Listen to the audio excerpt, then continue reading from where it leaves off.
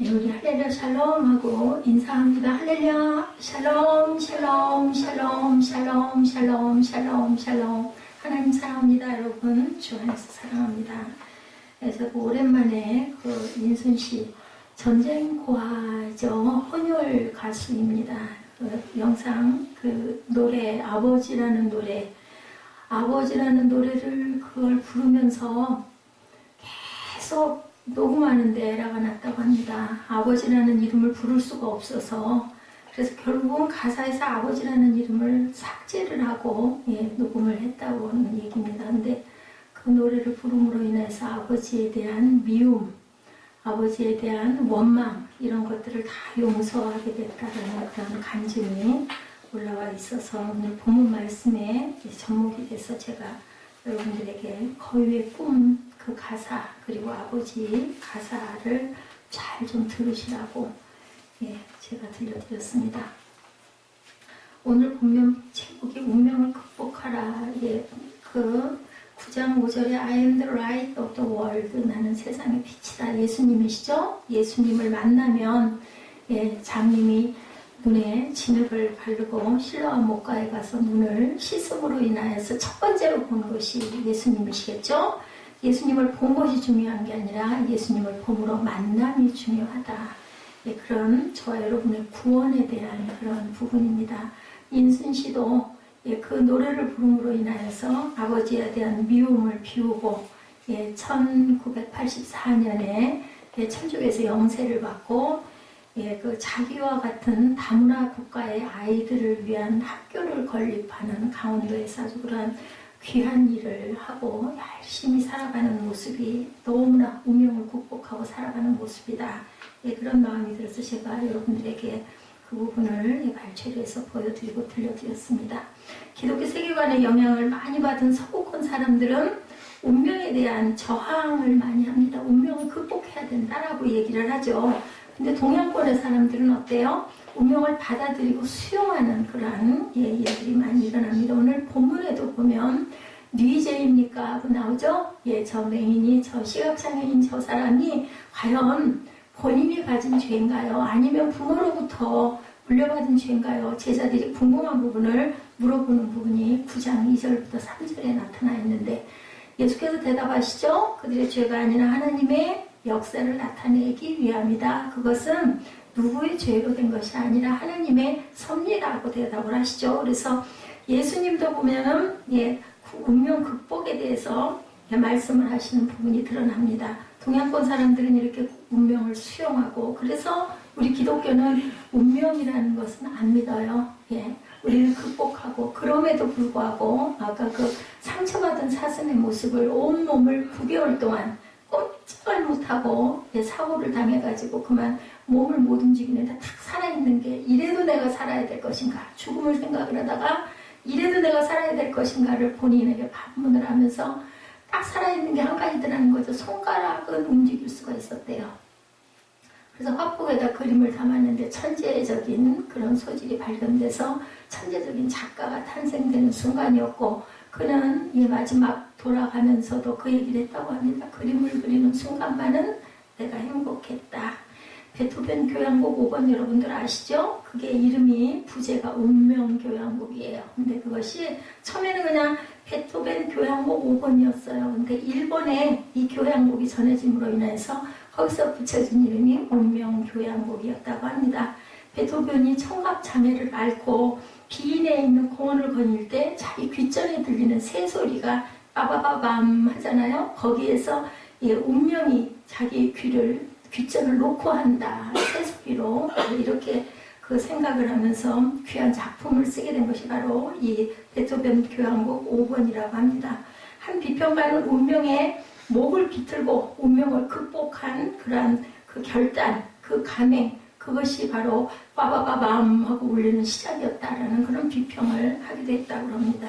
저 여러분은 과연 어떤 마음으로 사시는지 오늘 가정의 달 두 번째 주일 설교입니다. 한 달 동안은 가정의 달을 집중적으로 중점으로 해서 말씀을 짜야 되겠다는 생각을 하고 두 번째 주일 우리 요한복음 9장 말씀을 통해서 저와 여러분들이 귀한 은혜 그럼에도 불구하고 내 상황이 지금 이렇다 할지라도 나는 운명을 수용하는 것이 아니라 극복하고 다시 일어서야 되겠다라는 그런 마음을 가지시는 저와 여러분 되셨으면 하는 마음으로 여러분들에게 이 말씀을 전합니다. 우리가 인생을 살아가면서 운명을 가장 민감하게 많은 무게를 느끼는 곳은 과연 어디일까? 여러분들 어디세요? 운명에 대한 생각 가장 많이 하게 되는 곳, 가정이죠. 가정. 예, 나는 저 배우자를 과연 내가 운명적인 만남으로 만났나? 왜 하필이면 저 사람을 만나고, 왜 하필이면 내가 대한민국의 이곳에 내가 살고 있고, 하필이면 내가 저런 부모를 만나고, 하필이면 내가 저런 딸을, 저런 아들을 내가 만나서 이렇게 살아가고 있나? 이게 뭘까요, 여러분들? 자, 운명적인 만남 아니에요? 제일 많이 생각하는 것이 바로 가정 안에서 운명의 생각을 많이 할 수가 있다. 내가 어쩌다가 저런 아들을 두고 저런 딸을 두어서 이렇게 마음고생을 하고 사는 우리 사무엘이 비익하고 웃고 뒤로 넘어가네요. 예, 아주 작정을 한 것 같아요. 반대로 가기로. 예배 시간까지도 아주 제 속을 뒤집는 저 아들. 인내가 어디까지인지 시험하려고 인 것 같다는 생각을 제가 많이 합니다. 어쩌다가 나는 김태희처럼 잘생기지가 못하고 이런 모습을 하고 내가 이곳에서 이렇게 하고 살고 있나. 여러분들 혹시 나는 정말 불행한 인생을 살고 있어 이런 생각을 하지는 않으시는지, 이것이 바로 내 운명인가? 이런 갈등을 하시지는 않은지. 오늘따라 계속해서 밖으로 나가시는 분들이 계속 있네요. 몇 분 안 되는 성도들이 한 사람씩 모두 다 한 번씩 밖으로 나갔다 오시는 것 같습니다. 되도록이면 물론 벼랑간에 그저 화장실 가고 싶을 수도 있고 전화가 급하게 와가지고 급한 상황이 있습니다. 그런데 되도록이면 예배 전에 모든 것들을 다 마치시고 앉으셔서 이 시간만은 저와 여러분들이 아이 컨택을 열심히 하시면서 제가 아니죠. 제 입을 통해서 나오는 하나님의 말씀의 은혜를 받으시기를 주님의 이름으로 축복합니다. 이런 질문이 예수님 제자들이 하는 부분이 오늘 본문 9장 2절에 나타나죠. 우리 함께 합독합니다. 제자들이 물어 이르되 라비여, 이 사람이 맹인으로 난 것이 누구의 죄로 인함이니까? 자기니까? 그의 부모니까? 이런 운명에 대한 질문이 우리를 괴롭힐 때 우리가 해야 할 일은 과연 무엇일까? 누구나 한 번쯤, 그죠? 아까 제가 얘기한 것처럼 약간 코멘트입니다만은, 나는 도대체 왜 저 사람을, 나는 도대체 왜 저 아들을, 저 딸을, 나는 왜 저런 부모를, 나는 왜 여기 이렇게 살고 있나, 이런 생각을 누구나 한 번도는 한다는 거죠. 그랬을 때 우리가 첫 번째로 해야 할 일, 운명을 절대로 탓하지 말아야 된다. 9장 3절의 본문 말씀입니다. 예수께서 나면서부터 맹인된 사람의 운명은 누구의 죄 때문도 아니다. 뭐라고 얘기를 하세요? 이 사람이나 그 부모의 죄로 인한 것이 아니라 그래서 하나님이 하시는 일을 나타내고자 하심이라. 이렇게 대답을 하시죠. 예수님 당시에 유대인들은 인간론, 운명론을 믿고 있었다라는 거죠. 그런데 예수님은 어떠셨어요? 아니다. 그래서 그런 게 아니라 하나님의 어떤 비밀한 일을 나타내려고 한다. 그렇다면 예수님께서는 절대로 인간론이나 운명론을 믿은 분이 아니고 오히려 실존론을 믿는 그러한 분이었다. 그 시대에, 2000년이 넘는 그 시대에 예수님께서는 운명론의 사람이 아니라 실존론. 뭐라고요? 나의 나됨은 누구를 탓할 필요도 없다. 운명을 수용하고 운명을 딛고 그 절망의 자리에서 일어서라는 거죠. 그래서 맹인에게 진흙을 이겨서 눈에 발라주면서 실로암 못에 가서 씻어라 라고 말씀을 하시죠. 씻고 일어나서 눈을 뜸으로 누구를 만나요? 빛을 보게 됩니다. 그 빛을 보게 되는 것이 내가 과연 뭘 하고 어떻게 살아야 될 것인가 목적을 깨닫게 된다는 그런 말씀이죠. 이런 사람들이 어떤 사람들이에요? 소명을 받은 자들이다. 그리고 또 하나는 뭐예요? 구원 받은 자들을 나타내고 있습니다. 이 땅에 전쟁이 일어나고 그 전쟁의 산물로 아까 그 임순 씨 얘기를 제가 잠깐 말씀드렸지만 한국인에게 가장 불행으로 빚어진 자녀들이 나타나죠. 혼혈아들입니다. 한국인 엄마와 주한 미국인으로 근무하던 아프리카계 미국인 아버지 우리 인순 씨는 그 사이에 태어난 딸이었었어요. 근데 엄마 임신 소식을 듣고 그만 아버지는 이제 자기 나라로 주랭랑을 놔버립니다. 그래서 아버지의 얼굴도 모르고 가정 형편이 어려워서 고등학교 진학도 포기한 채 인순 씨는 운명을 탓할 만한 그런 사람인데도 불구하고 원망 대신에 용서와 미움 대신에 사랑을 선택하고 인터뷰 자리에서 그래도 내 아버지는 이 땅에 폐를 끼치러 온 분이 아니라 이 땅을 도와주러 오신 분입니다 라고 이렇게 고백을 했다고 합니다. 그래서 모든 사람들이 놀랬대요. 저 같아도 아빠 미워서 아빠라는 이름을 입에다 담지 않을 것 같은데, 그러면서 얘기가 1999년 워싱턴 DC에 가가지고 한국전에 참전했던 노병들을 위문하는 위문 공연의 마지막 부분에서 당신들 모두가 내 아버지이십니다 라고 고백을 했다고 그러죠. You are all my fathers 이렇게 고백을 했다고 합니다. 그녀가 부른 거위의 꿈 가사 아까들 들으셨죠? 우리 사무엘이 잘못 들어가지고 두 번을 틀게 됐는데, 그래요 나는 꿈이 있었어요. 부스러지고 찢기고 남루해진 꿈. 그래요 나는 그 꿈을 믿어요. 나를 지켜봐요. 저 차갑게 서 있는 운명의 벽 앞에 당당히 마주설 용기를 가져요. 운명을 탓하는 대신 운명의 벽 앞에 마주서기로 인순 씨는 결심을 했다고 하죠. 우리도 그런 마음으로 담대하게 주님 앞에서 저희들이 삶을 기쁘게 열심히 실천해 나갈 때 하나님께서는 우리를 도와주시죠. 우리 일부 때는 가정의 달로 어버이에게 어떠한 효도를 해야 너희들이 복을 받고 네 생명이 길리라. 그냥 길게만 사는 게 아니라 생명과 그 다음에 축복을 받는다. 축복의 방법은 내가 하고자 하는 일을 하나님께서 반드시 이루어 주신다라는 설교를 했습니다.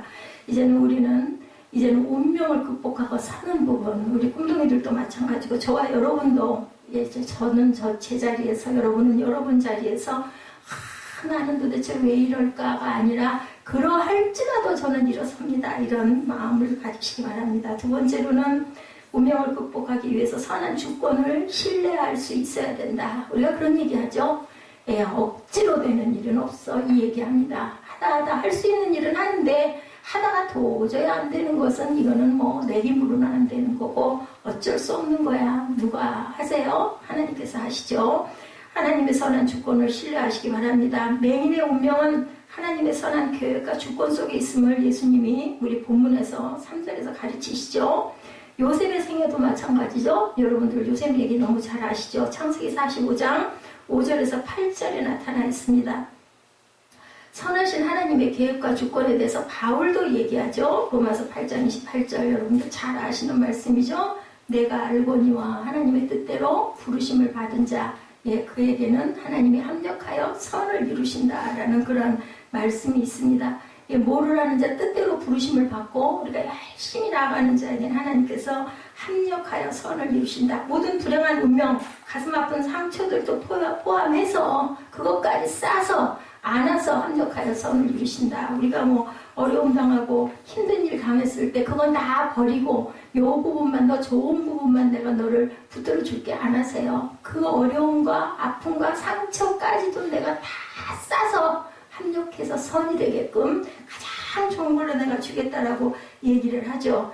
예수께서 3절의 본문에도 그 부모의 죄로 인한 것이 아니라 그에게서 하나님의 하시는 일을 나타내고자 하심이라. 뭘 나타냈어요? 하나님의 선하신 계획, 무엇을?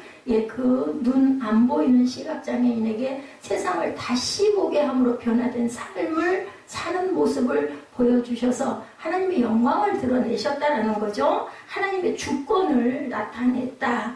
sovereignty of God으로 이렇게 표현이 되어 있습니다. 어떤 상황에서든 하나님의 선하신 주권을 우리는 신뢰할 수 있어야 된다. 우리가 운명을 극복하고 딛고 일어서고, 두 번째로는 선하신 하나님의 뜻을 깨달을 줄 알아야 된다. 구약 성경에 요셉이 이런 대표적인 인물이죠. 어땠어요? 구덩이에 그 아버지의 편애로 인해서 요셉이 미움을 받죠. 그래서 색동옷을 입히고 뭐든지 그 동생에게만 좋은 것을 주니까 배다른 형들이 너무나 배가 아픈 거예요. 그래가지고 저놈을 죽여버리자고 구덩이에다 넣었다가, 구덩이에 넣으면 뭐 죽여버리고 나면 아무것도 생기는 게 없으니까 지나가는 애굽 상인에게 팔아 넘기죠. 구덩이에서 끌어올려가지고. 그래서 가진 그 고난과 어려움 끝에 결국은 나라 애굽의 국무총리가 됩니다. 식량이 떨어져가지고 모두 다 애굽으로 식량 사러 올 때 형들이 거기에 왔을 때 형 앞에 서서 그 앞에서 예, 그 동생 요셉이 하는 고백 여러분들 너무 잘 아시죠? 창세기 45장 5절에 당신들이 나를 이곳에 팔았다고 해서 근심하지 마소서, 한탄하지 마소서, 하나님이 생명을 구원하시려고 나를 당신들보다 먼저 보내셨나이다. 근데 그 사건 앞에 문제가 있었죠. 예, 그 네 번째 아들 유다가 베냐민을 돌려보내고 나를 볼모로 잡으소서. 우리 세린 예배에서 제가 여러분들에게 말씀드렸어요. 그 말씀에 그만 형인 요셉의 마음이 녹아져가지고 그냥 눈물을 펑펑 쏟으면서 고백한 부분이 바로 이 5절 부분이에요. 예, 절대로 예, 당신들이 한탄하지도 말고 그래서 근심도 하지 말아라. 분명히 하나님의 섭니다. 예, 우리의 생명을 구원해 주시려고 나를 먼저 이곳에 보내셔서 자리를 잡게 하시고 내가 국무총리가 돼서 우리 이스라엘 백성들 배고파서 허덕이는 백성들을 구원하게 하시려고 예, 이렇게 해서 형하고 만나게 하려고 내가 먼저 온 거니 전혀 걱정하지 말아라. 7, 8절에 또 이렇게 말하죠. 하나님이 큰 구원으로 당신들의 생명을 보존하고 당신들의 후손을 세상에 두시려고 나를 당신들보다 먼저 보내셨나이다. 8절에 그런즉 나를 이리로 보내시는 당신들이 아니요 하나님이시라. 하나님이 나를 바로에게 아버지로 삼으시고 그 온 지위의 주로 삼으시며 애굽 온 땅의 통치자로 삼으셨나이다. 누가? 하나님께서 이렇게 해주셨다. 이 요셉의 고백이 대화의 주어는 누구예요? 하나님이 하셨다라는 거죠. 하나님의 섭리를 이렇게 나타내셨다라는 거죠. 운명을 극복하려면 절대로 운명을 탓하면 안 되고 운명을 탓하면은 실로암 물가에 가서 눈을 100번을 씻어도 눈을 볼 수가 없어요. 빛을 절대로 볼 수가 없다라는 것을 여러분들 믿고 내가 해봐야 뭘 얼마나 하겠어요. 내가 잘나봐야 뭘 얼마나 하겠어요. 여러분 옛말에 하늘 아래 내 이로다 이런 뜻 여러분 아시죠?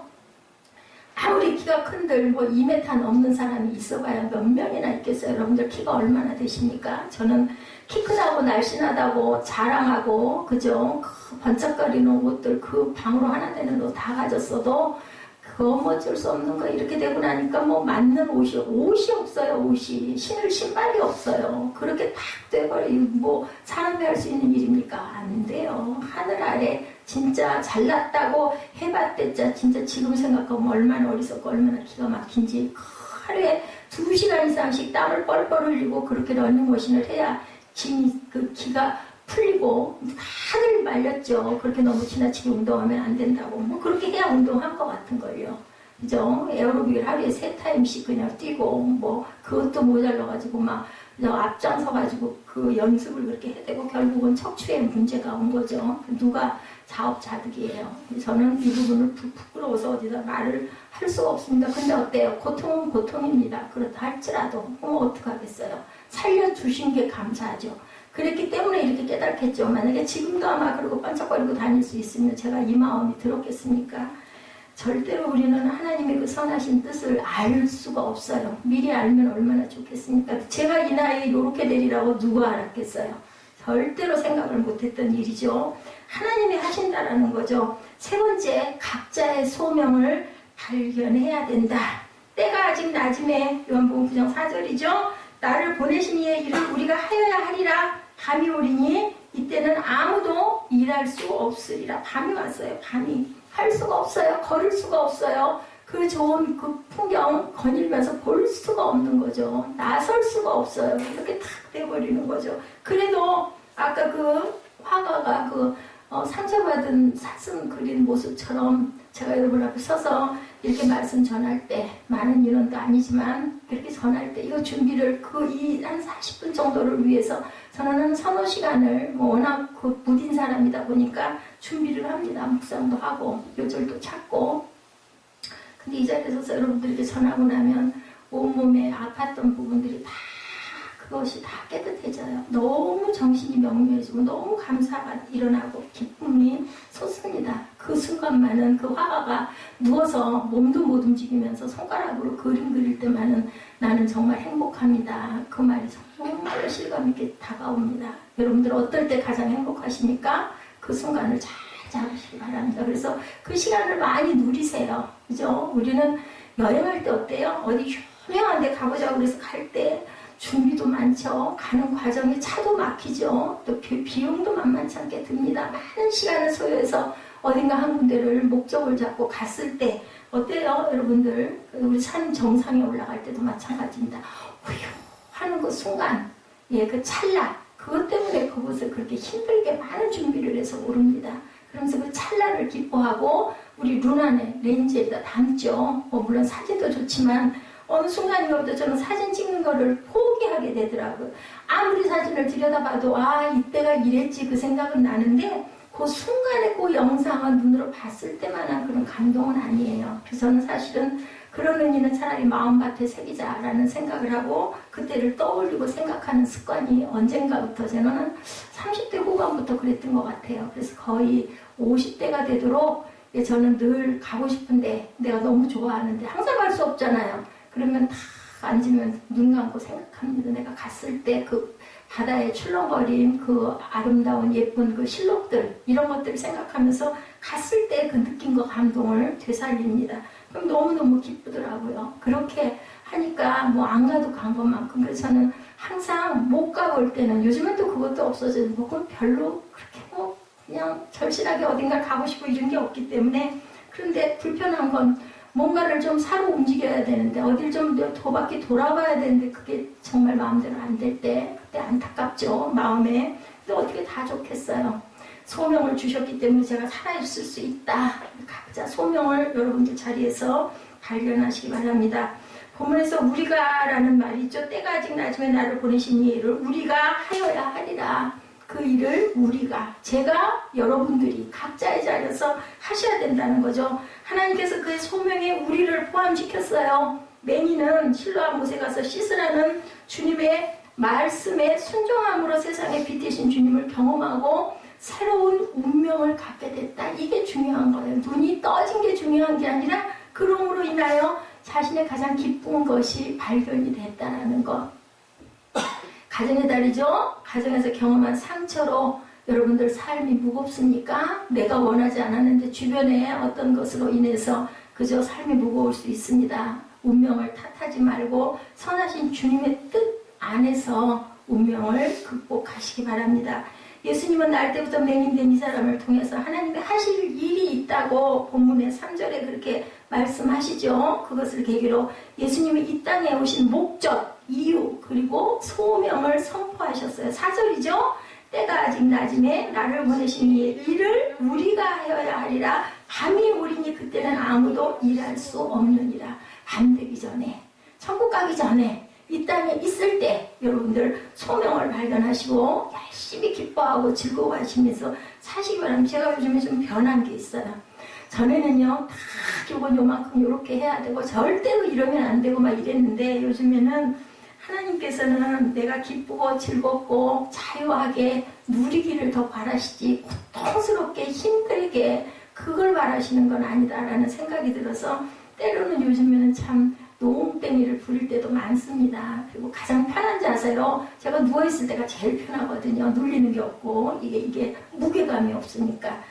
저 같으면 어떻게 누워있겠어요. 일어나서 그냥 한 자리라도 더 해야 되고 뭘 하나라도 더 해야 되는데 불편해지면 그냥 무조건 눕습니다. 눕고 좋은 영상도 많이 보고 좋은 노래도 많이 듣고 뭐 그것이 꼭 우리 찬양이 아니어도 찬양 뭐 거의 종일 여기서 나오죠. 틀어지죠. 가끔가다 영감 주시면 매일 찾아가지고 모를 때는 막 인터넷 찾아가지고 틀기도 합니다. 그러면 그걸 하루 이틀 막 4월 이렇게 틀기도 하는데 아니어도 뭐 가요면 어떻고 팝송이면 어떻겠어요. 그래서 K-팝 거기에 나왔던 제가 그 좋아하는 그런 그 싱어들 그 노래도 듣고 보고 또 간증도 듣고 보고 뭐 이렇게 뭐 좋은 드라마 있으면 드라마에서도 저는 하나님의 음성을 발견도 하거든요. 그러면서 듣고 보고 혼자 웃기도 하고 혼자 눈물도 흘리고 저는 이렇게 소위를 합니다.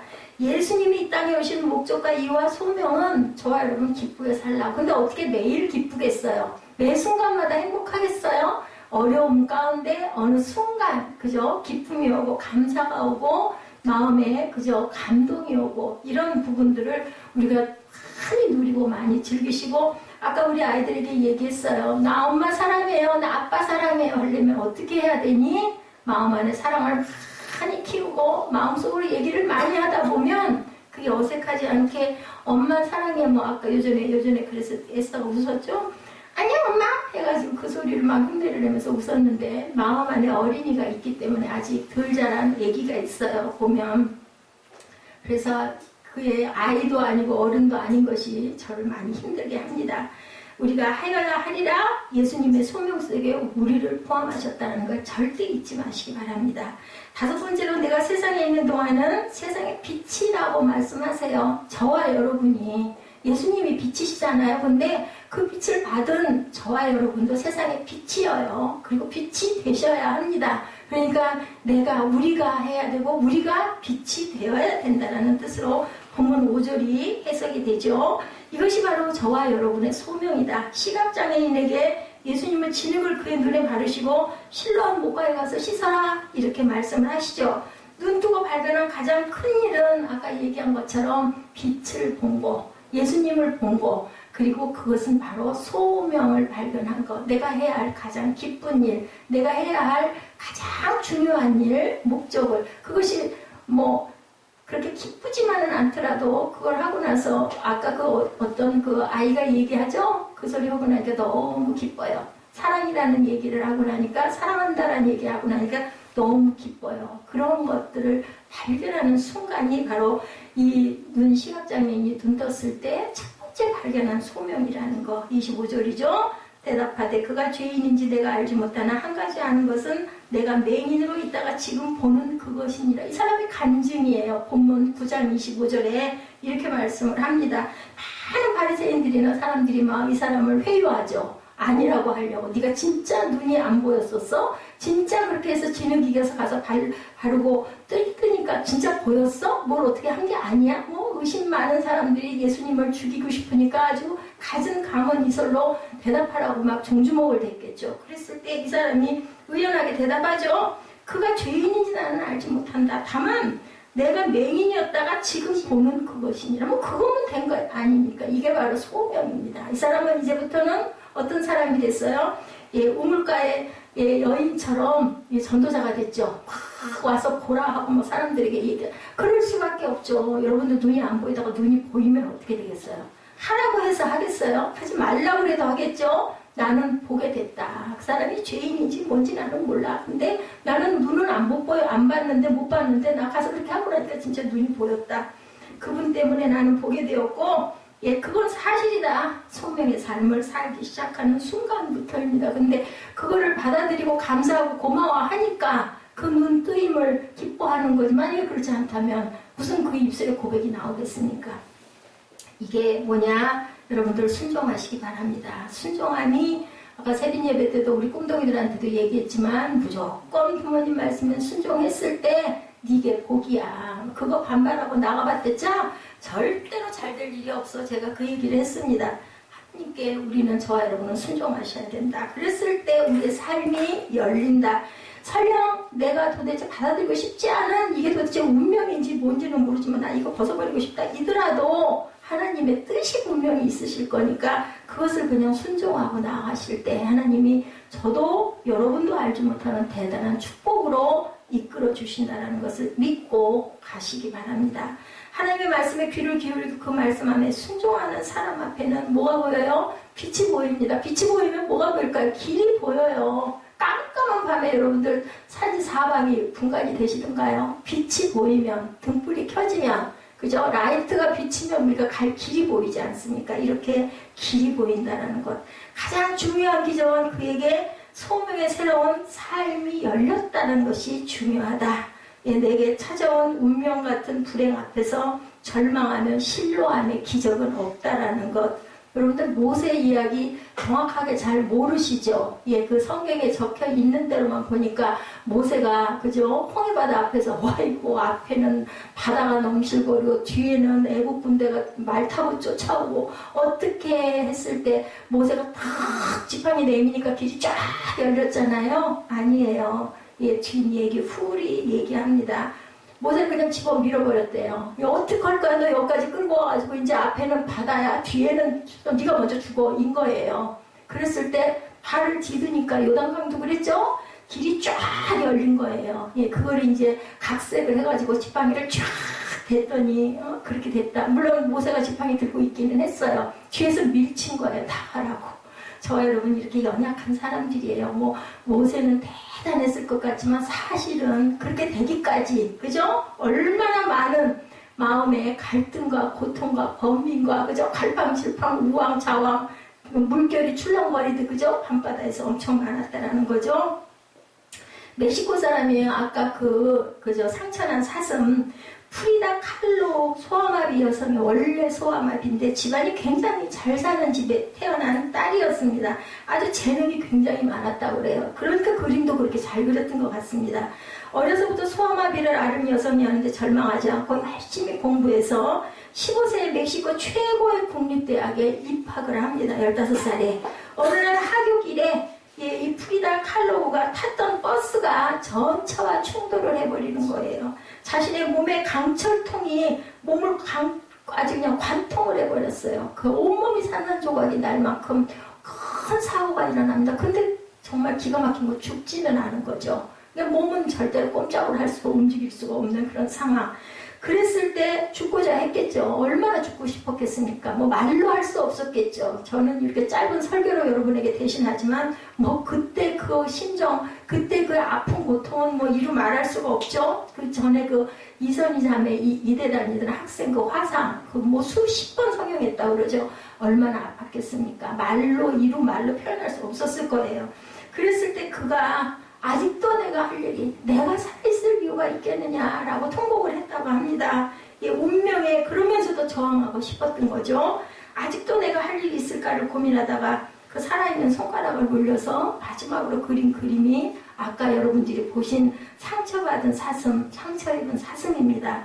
숲속에서 수많은 화살을 맞고 피를 흘리고 있는 사슴 한 마리가 그래서 숲속을 빠져나가지 못하고 피를 흘리고 있는 그 모습. 근데 그 얼굴이 본인의 얼굴이에요. 그래서 프리다 칼로의 상처 입은 사슴은 그 사람의 그 자화상이다라고 얘기합니다. 그림의 배경에 숲 한가운데에는 프리다 칼로의 얼굴을 가지고 있는 숫사슴이 보이는데 이 사슴이 본인이 기르던 사슴이라고 합니다. 울창하고 빽빽하게 들어선 숲속 나무들은 중앙에 사슴을 압박하고 포위하고 빠져나갈 수 없는 절망적이고 공포에 가득한 감정을 표현하고 있어요. 그 그림에서. 프리다 칼로는 자신이 키우던 사슴인 그라리소를 모델로 이 사슴을 그렸지만 이 사슴은 프리다 칼로의 얼굴을 가지고 있었기 때문에 그녀의 초상이었다. 화가는 자신의 그림 아래 자신의 이름과 함께 카르마라는 단어를 씁니다. 이니셜로 쓰죠. 보이셨죠? 아까 이름 옆에. 카르마라는 뜻은 운명, 운명, 업보. 그것이 내 운명이가 아니라 나는 그래도 할 일이 있다. 이 그림을 그릴 때만은 나는 행복하다. 이렇게 썼다고 합니다. 나는 부서졌다. 그러나 그림을 그리는 동안만은 행복하다. 여러분들 행복한 일 찾으시기 바래요. 일상 속에 아픔도 있고 고통도 있고 갈등도 있고 그죠? 항상 편안할 수가 없습니다. 그렇지만 그 순간에도 내 기쁨은 내 행복은 내 감동은 어디 있다. 어떨 때 나는 가장 기쁘다. 이것을 발견했을 때 그것이 저와 여러분의 소명 가야 할 길, 깊은 길이라는 거죠. 모든 것이 다 끝난 것은 아니다. 아직도 나는 할 일이 있다. 이 그림을 그릴 때만. 그리고 1년 후에 죽었어요. 이 자매는 죽었습니다. 소명이 그를 그 순간 기뻐하면서 살아나게 했다라는 거죠. 아직도 나는 소명이 있다. 할 일이 있다. 나는 그 순간만은 행복했다. 그래서 노인들이 할 일을 잃어버릴 때 존재 의식이 없어졌을 때 그죠? 그랬을 때 절망이 된다라고 얘기를 하죠. 설교 화두의 가수 인순 씨 얘기 아까 제가 말씀드렸죠. 그녀는 수많은 노래를 불렀어요. 누군가가 묻습니다. 당신이 가장 애창하는 노래 그러면 이 세월을 가수로 이렇게 살아오면서 이렇게 많은 성공을 거두었는데 가장 애청하는 노래는 뭡니까? 라고 물어봤더니 제 삶의 주제가가 있죠. 어메이징 그레이스입니다. 라고 대답을 했다고 합니다. 나 같은 죄인 살리신 그 은혜 놀라와 잃었던 생명을 찾았네. 광명을 얻었네. 이 가사 여러분들 아시죠? 어느 순간 그녀도 눈을 뜬 거예요. 은혜 주신 주님을 발견하죠. 숲속에 감춰져 있던 저를 하나님이 쓰시려고 계획하신 것 같아요. 그녀의 간증입니다. 어려운 일을 많이 겪게 하심으로 남을 헤아리게 하셨고 나를 깨닫게 하시고 그분의 도구로 쓰시기를 원하신 것 같습니다. 그리고는 그녀는 84년에 세례를 받고 새로운 삶에 눈뜨고 살기 시작하고 다문화 아이들을 위한 해밀 학교를 강원도에 세우고 섬김의 삶을 살고 있다고 합니다. 근데 이 사람은 우리 개신교가 아니고 캐톨릭이에요. 천주교입니다. 그녀의 고백은 믿음이 가져다 준 가장 큰 선물이 있었다면 내가 만나지도 보지도 못한 내 아버지에 대한 용서와 사랑이었다라고 고백을 했다고 합니다. 그 아버지를 이 노래 속에서 우리 아까 노래 들으셨죠? 내가 어릴 적 내가 보았던 아버지의 모습은 높은 산이었습니다. 근데 지금은 어느새 아버지의 뒷모습은 야트막한 언덕이 되어 있습니다. 점점 멀어져 가버린 쓸쓸했던 뒷모습에 내 가슴이 다시 아파온다. 서로 사랑을 하고 서로 미워도 하고 누구보다 아껴주던 그대가 나는 보고 싶다. 가슴 깊은 곳에 담아두기만 했던 그래 내가 사랑했었다. 가까이 있어도 다가서지 못했던 그대 내가 미워했었다. 제발 내 얘기를 들어주세요. 시간이 필요해요. 그런데 깊은 곳에 내가 꺼내지 못한 말 한마디, 긴 시간이 지나도 말하지 못했었던 말 한마디, 사실은 당신을 사랑했었다. 그래서 아버지라는 이름을 부르지를 못해서 계속 녹음을 하다 실패를 해서 결국은 아버지라는 이름을 빼고 여기 내용을 보니 저도 보니 그대 내가 미워했었다. 아버지 내가 미워했었다. 그 소리를 못한 거야. 아마 눈물이 나서 못했을 것 같습니다. 그런데 이 노래를 녹음을 하면서 나는 아버지를 용서했습니다. 나는 아버지를 사랑합니다. 라고 고백을 했다고 합니다. 우리가 함께 그분이 맡기신 소명의 삶을 향해서 다가서는 삶, 이것이 바로 오늘 본문에 저와 여러분을 향한 하나님의 말씀입니다. 이 소명의 삶이 나에게 우리 가정에 분명히 필요하죠. 누구에게는 다 필요합니다. 잘 사는 사람이나 가난하게 사는 사람이나 형제 자매가 많은 사람이나 아니면 그렇지 못한 사람이나 누구에게나 필요하죠. 상처받은 우리 민족이 있습니다. 남북으로 갈라지고 지역으로 갈려진 상처받은 우리 민족에게도 이제 대통령이 선출되었어요. 그죠? 주께서 우리 민족을 하나로 묶어주시려고 귀한 대통령을 지도자를 허락하셨죠? 우리 가정도 새롭게 이 시간 이후부터 더 새롭게 일어나시고 나도 또한 새롭게 일어나시고 소명에 복된 그러한 저와 여러분이 되시는 5월 푸른 한 달 그리고 그 5월이 여러분들의 인생의 5월이 항상 되시기를 주님의 이름으로 축복합니다. 기도하시겠습니다.